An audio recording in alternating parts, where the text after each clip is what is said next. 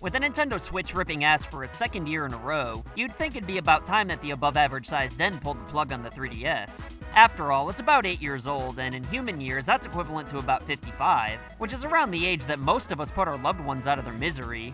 Rest in peace, fool. However, thanks to proper dieting and exercise, Nintendo's final exclusive handheld's proven to be one tough cookie, and it looks like it's gonna stick around for at least one more year, which makes it seem a little less far-fetched that the Switch will last 10 years like Nintendo promised. And although I still stand by the claims I made in a previous video that the Switch won't legitimately be supported for an entire decade, I can't say the same thing about the 3DS, cause it's only about an ass hair away from its 10th birthday as it is. And with seemingly every new Nintendo Direct, new 3DS games keep sneaking in, shocking the world more and more each time, which begs 3 questions. Why are developers still supporting the 3DS? Why has it lasted this long, and when is it gonna die? Well, put your YouTube video goggles on, get those glue sticks out of your nose, press the subscribe button if you haven't already, and allow me, the 2018 MVP of the John Berry Middle School T-Ball team, Cameron, to tell you the 6 biggest reasons why people are still buying 3DSs, as well as why developers are still supporting the damn thing.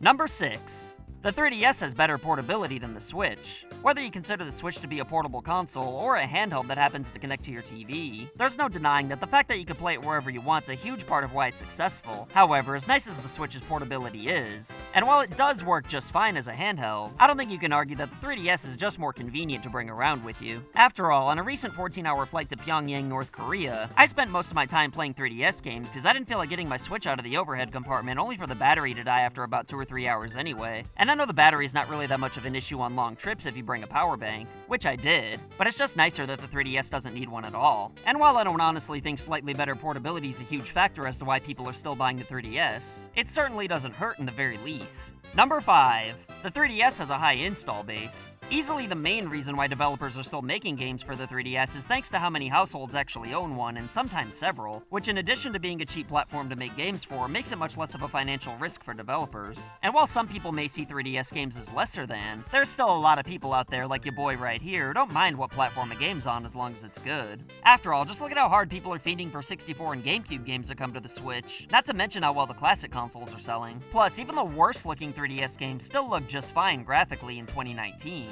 That is, of course, with the exception of $3 games that don't have much effort put into them, like the upcoming Operation Cobra, where just, what the hell, man? Look at this. This game's being released in 2019. Other than these types of games, though, playing a 3DS game in 2019 doesn't feel nearly as dated as how it felt playing regular Game Boy games, even in 1998. And even if a developer makes a game that non-3DS owners might want, it's easier for people to justify buying a 3DS just so they can play these games because... Numbers 4 and 3. The 3DS is cheap and has plenty of different models to choose from. I'm well aware that at this point in time you can get a PS4 or Xbox One with games included for a pretty reasonable price. But the cheapest option to play modern day games of any real quality lies within the 3DS. Cause you'll pay $200 at most, but if you don't give a shit about 3D like most people, then you're not missing out on anything at all with the poorly named $150 new 2DS XL that also comes with a game. And if you're really wanting to save money to pay the egg bills, then the original 2DS really isn't the worst thing in the world, and you guessed it, it also comes with a game. Plus, you can go even cheaper if you're willing to buy used, making the 3DS a pretty easy purchase for most people to justify. And on top of all that, Nintendo keeps cranking limited edition 3DSs out that collectors are just buying for the sake of having, which further contributes to more sales and an install base that, much like my neighbor Terry watching Saved by the Bell marathons, just keeps growing.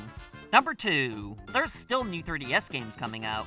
I've already mentioned this a few times earlier in the video, and I know what you may be thinking. This guy I'm listening to probably has no friends and a small Winky. And I know what else you're thinking. There's games coming to the 3DS, but they're all just a load of bullcarp. But you'd only be right about the former, cause 2019 is a pretty decent lineup for a gaming platform in its twilight years. And while some of these games might not melt everybody's minds, there are a few gems in the bunch for 2019, including Persona Q2, which I don't think is gonna revive the 3DS like Pokemon did for the Game Boy. But with the Persona series being more popular now than it ever has been before, and with Nintendo fans likely being curious thanks to Joker's inclusion in Smash Ultimate, this is definitely going to be a system seller, at least to a small degree. And I know some of you might be thinking that these games should just be brought to the Switch, but while I agree with you on games like Luigi's Mansion and Kirby's Extra Epic Yarn, many of these new 3DS games have been in development for a while, and oftentimes with touch controls and all that in mind, which don't exactly translate well to the Switch. Plus, in most cases, developing games for the 3DS is cheaper than the Switch. And like I said before, with the install base as high as it is, the risk is that much lower for developers. developers. But in addition to the new 3DS games still to come in 2019, the main selling point to why somebody would buy a 3DS this late into the console's life and beyond is...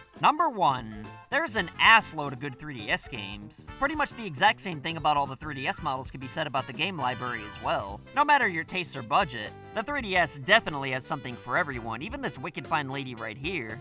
All senior citizens should have a Nintendo 3DS. In addition to pretty much every 3DS model coming with a pack-in game, just about everything that people have ever loved about Nintendo's games can be sprayed out the 3DS's ass times 10, which is why I honestly consider it to be possibly my favorite console of all time, all things considered. I mean, the 3DS has 4 Zelda games, with my personal top 2 favorites in the series being among them. A good 3D Mario game, the worst 2D Mario game that's still pretty good, plus Mario Maker, Luigi's Mansion 1 and 2, which is the entire series at this point in time, the best Fire Emblem games ever made, 4 pairs of Pokemon games, an absolutely mind-blowing amount of high-quality RPGs. Paper Mario Sticker Star, frig off, it's still a good game. Probably the only Kid Icarus game we'll get for 20 years unless Nintendo proves me wrong, which I dare them to. Mario and Luigi games. The awesome Metroid 2 remake that sold terribly. The definitive version of Donkey Kong Country Returns, as well as many other definitive ports while we're at it.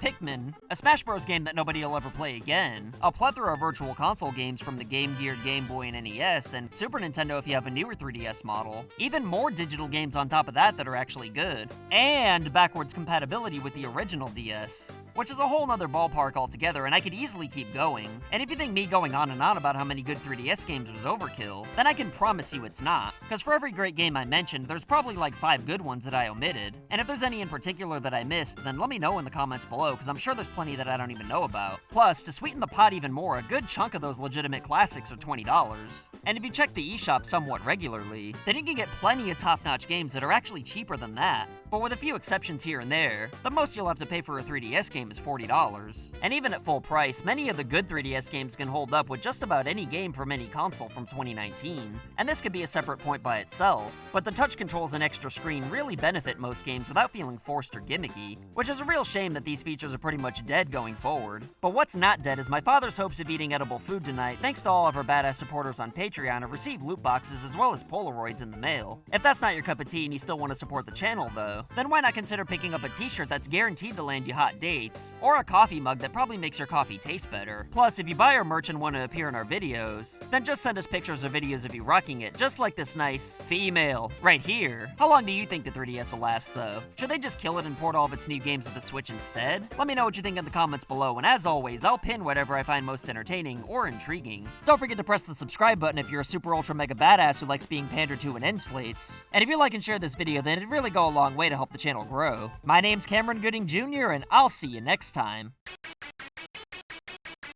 So I want to say thank you to your loyalty. Thank you for your support.